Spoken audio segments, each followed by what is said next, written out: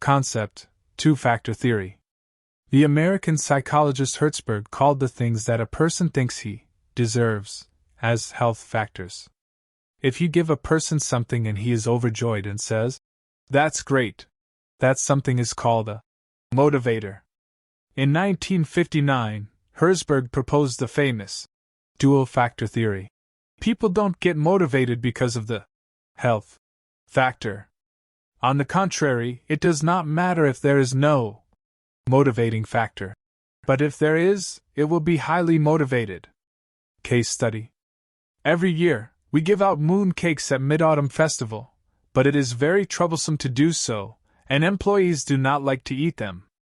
As we said in Lesson 33, securitization of commodities, some companies chose to issue mooncake coupons. But it was still a hassle. Since they don't eat them, you think, let's stop issuing them in the future, right? But when you said no, everyone in the company is against it, and there is a lot of emotion. You are confused, you all say it's useless, you don't eat it, and it's a waste, but when I say no, your reaction is so big. Is it because of the loss avoidance mentality mentioned in Lesson 4? Partly, but the important reason is that employees treat the Mid-Autumn mooncake as a benefit that they deserve. They are entitled to it. What is entitlement? If you give it to me, I won't appreciate it. If you don't give it to me, I will scold you to death. Application: how can I use this theory to motivate my employees? First of all, you need to know how to distinguish between health and motivational factors, and what is deserved, and what is too good.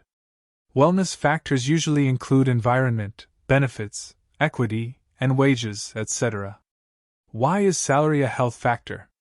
Because in the employee's mind, it is deserved.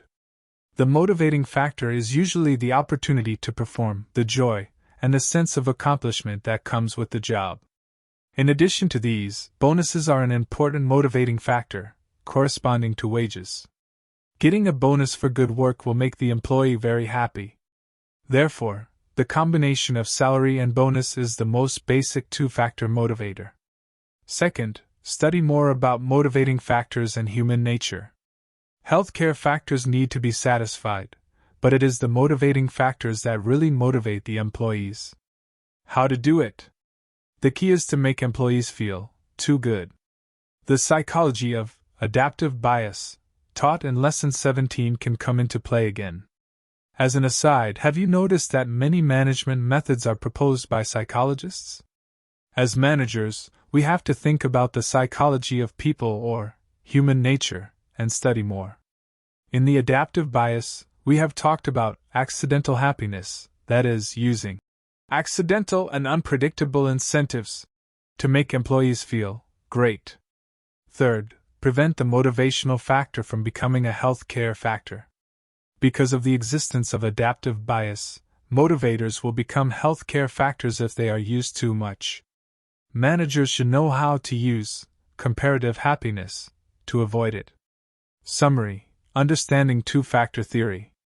People will not be satisfied with the health care factor because they deserve it, but will be dissatisfied with it because they cannot get it. If you do, you will be motivated because it is too good to be true.